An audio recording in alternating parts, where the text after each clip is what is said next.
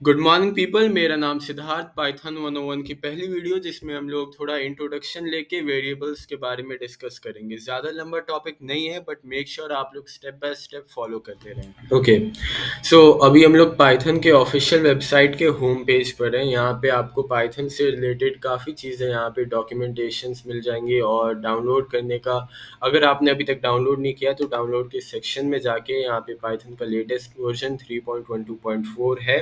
Recording के time पे अगर आप बाद में देख रहे हैं, हो सकता है 1-2 साल बाद कोई नया वर्जन आ जाए, बट ऑलमोस्ट फिर भी सभी चीज़ें सेम ही रहती है। काफ़ी माइनर चेंजेस होते हैं तो वो कोई प्रॉब्लम नहीं होगी। नीचे जाने पे यहाँ पे कुछ पुराने वर्जन्स भी आपको मिल जाएंगे। ऐसा होता है कि कई बार नए वर्जन्स में कुछ बग्स होते हैं या ठीक से कुछ काम नहीं करता, तो उस केस में हम पुराने वर्जन्स भी यूज़ कर सकते हैं। और आपको यहाँ से पाइथन डाउनलोड करना होगा। मैंने पहले से डाउनलोड कर रखा है तो मैं अभी नहीं करूँगा।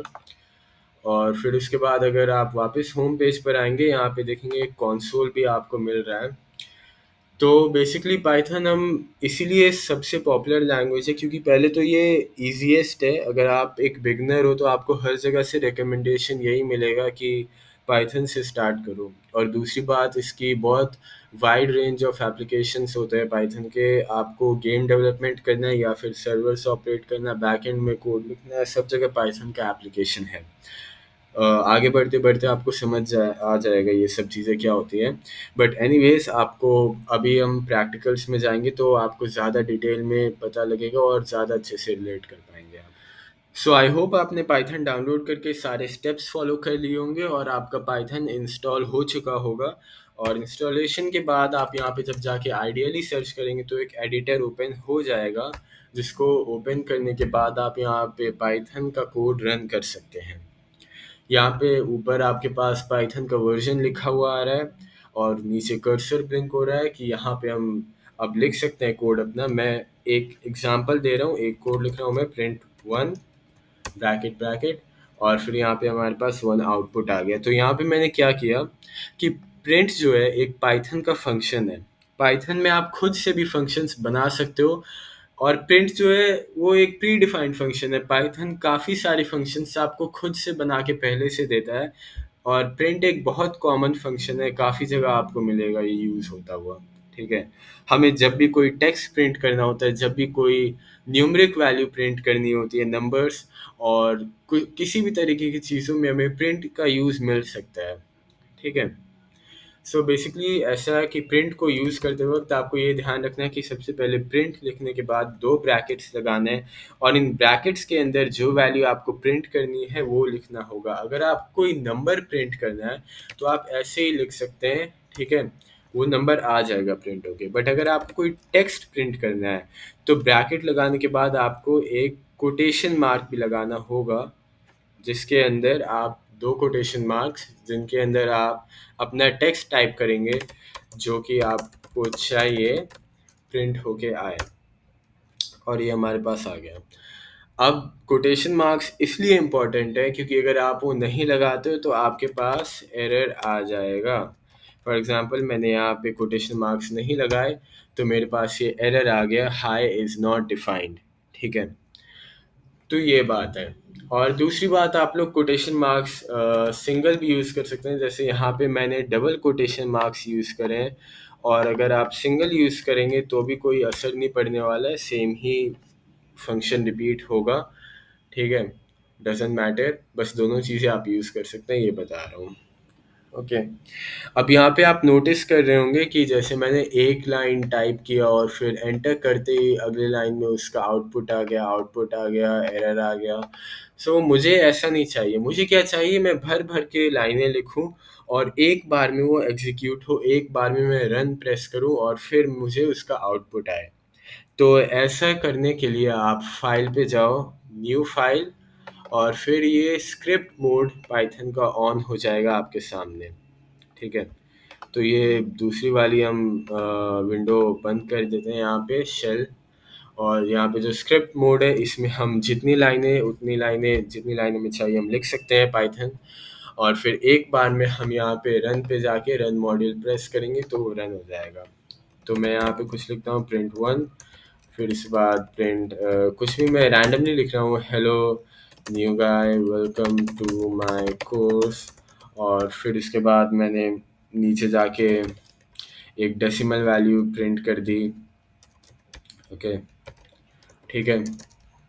तो जब मैं इसको रन करूँगा तो इसको रन करने से पहले मुझे ये सेव करना पड़ेगा। अभी जैसे मैंने गलती से खोल दिया था सेव करने के लिए डायलॉग बॉक्स, बट जब मैं रन प्रेस करता हूँ तो यहाँ पे एक डायलॉग बॉक्स आता है, मुझे कहता है कि इसे सेव करना पड़ेगा रन करने से पहले। तो जब मैं ओके करूँगा तो इसको मैंने सेव करना है example.py। शायद मैंने पहले से कोई सेव कर रखा है इस नाम से, मैं उसे रिप्लेस कर दूँगा।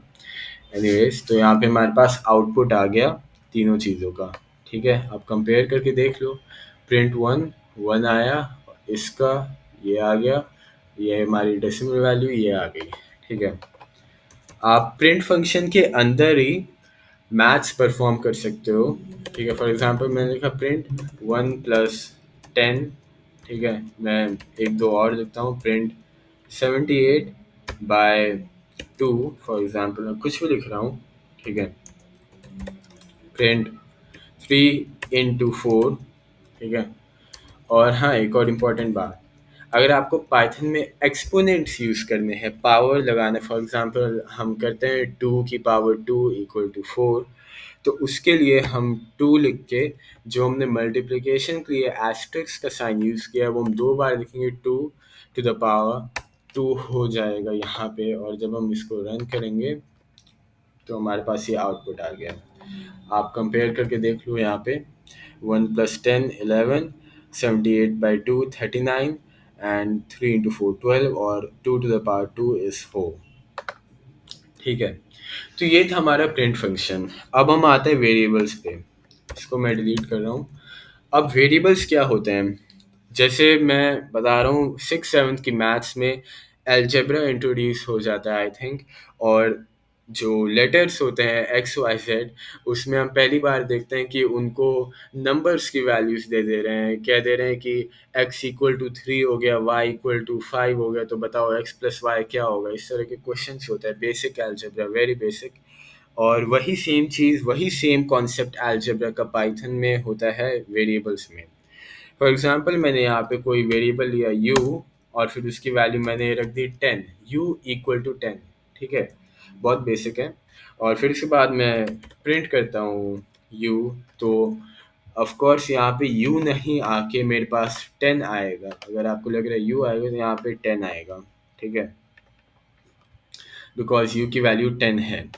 और हाँ, एक और बात, अगर मान लो आपने u को कोटेशन के अंदर रख दिया तो यहाँ पे 10 नहीं आएगा, यहाँ पे सिर्फ u लिखा हुआ आ जाएगा। बिकॉज पाइथन को ऐसा ऐसा महसूस हो रहा है कि ये u बस एक टेक्स्ट है, वो नहीं रिकॉग्नाइज कर रहा है कि u एक वेरिएबल है, बिकॉज आपने उसको कोटेशंस के अंदर डाल दिया है।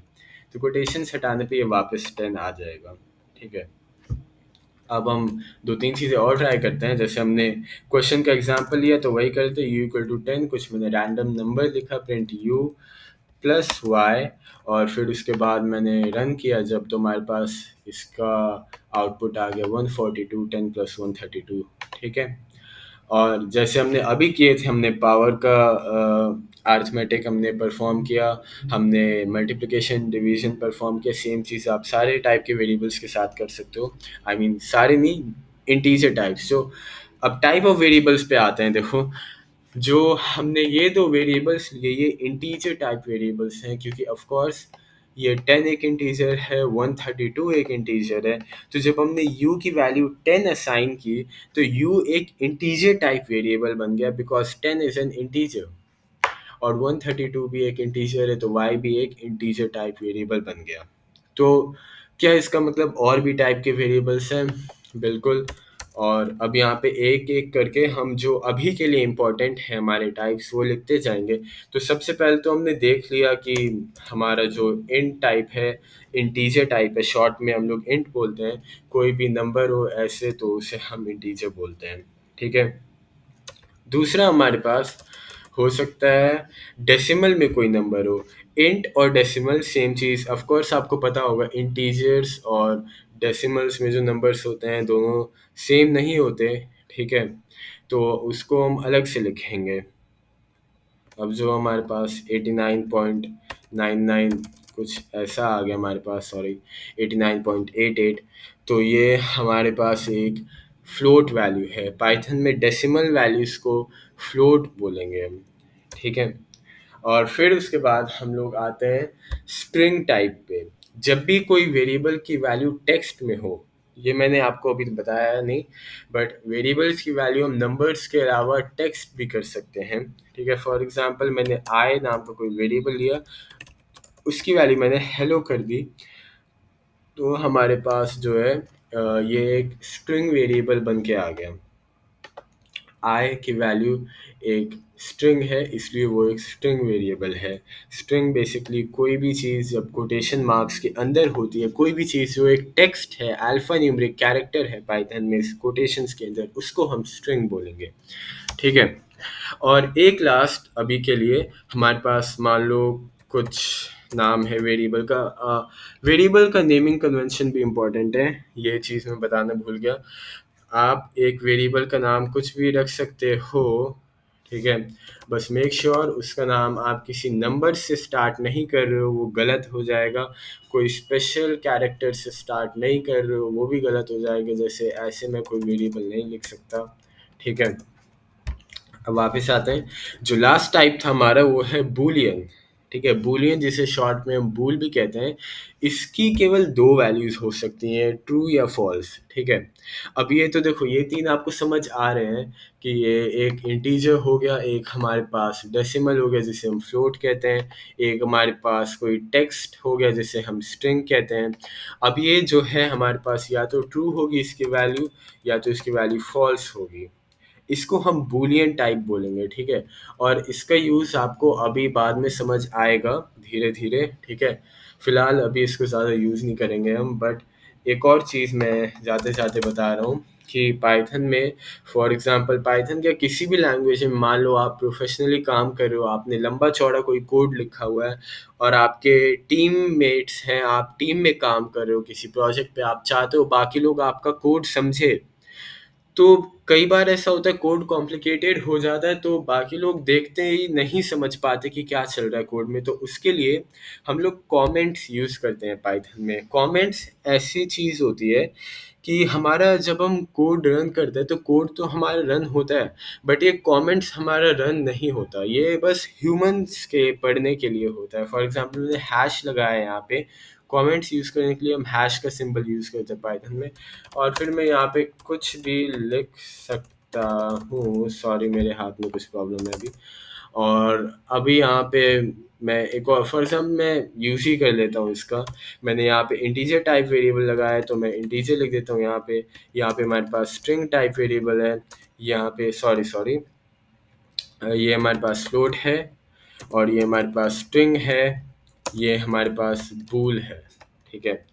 Integer type variable, float type, string type, Boolean type. तो ये अभी हमारे मेन चार टाइप के वेरिएबल्स आ गए हैं, ठीक है। अब कुछ इंपॉर्टेंट चीज़ें और जान लो कि फॉर एग्जांपल मैं कहता हूँ प्रिंट x प्लस वाई, ठीक है। तो आप याद रखो यहाँ पे x हमारा एक इंटीजर है, y हमारे पास फ्लोट है, दोनों ही नंबर्स है, ऑल दो अलग अलग टाइप के, एक इंटीजर है एक डेसिमल है। बट ऐड तो हो ही सकता है क्योंकि नंबर्स है। बट जब मैं x प्लस आई करता हूँ कि एक नंबर है एक इंटीजर है, तो हमारे पास जो रिजल्ट है वो कुछ मतलब ऐसा आ जाएगा, कुछ एरर ही आ जाएगा, ठीक है। I hope you get it कि हमारे पास लिखा हुआ आ रहा है कि अनसपोर्टेड ऑपरेंड टाइप, जो इंट है इंटीजर है और स्ट्रिंग है str शॉर्ट में, उन दोनों को हम ऐड नहीं कर सकते। ऐड क्या, हम कोई भी चीज़, हम कोई भी मैथमेटिकल ऑपरेशन परफॉर्म नहीं कर सकते एक टेक्स्ट पे और एक नंबर पे, ये बहुत कॉमन सी बात है, ठीक है। और फिर उसके बाद में यहाँ पे हमारा कुछ वाला जो वेरिएबल था बूलियन टाइप, इसको टाइप करने पे सीधा फॉल्स ही आएगा, ठीक है। अगर ट्रू होता, यहाँ पे ट्रू लिखा होता तो ट्रू आता, ठीक है। सो ये है। अब इम्पॉर्टेंट चीज़ें आगे आएंगे हमारी नेक्स्ट वीडियो में, कंडीशनल स्टेटमेंट्स, ठीक है। एक इंट्रो में आपको दे देता हूँ यहाँ पे हल्का सा, आप समझो ना समझो, समझो तो बहुत बढ़िया बात है। लेकिन यहाँ पे हम क्या करेंगे, if 1 is greater than 0, print high. ठीक है, इसको हमने रन किया, सो हमारे पास हाई आ गया। तो हमने यहाँ पे एक इफ स्टेटमेंट यूज किया है, ठीक है। इसे हम पाइथन में कंडीशनल स्टेटमेंट्स बोलते हैं। इफ 1 इज ग्रेटर देन 0, हम चेक कर रहे हैं कि अगर 1 0 से ग्रेटर है तो हम हाई प्रिंट कर देंगे। और डिटेल में जो इसका सिंटैक्स है उसके बारे में हम नेक्स्ट वीडियो में पढ़ेंगे। बट दैट्स इट, इस वीडियो के लिए इतना ही। और नेक्स्ट वीडियो आई होप मैं जल्दी से जल्दी अपलोड कर पाऊँ। Thank you.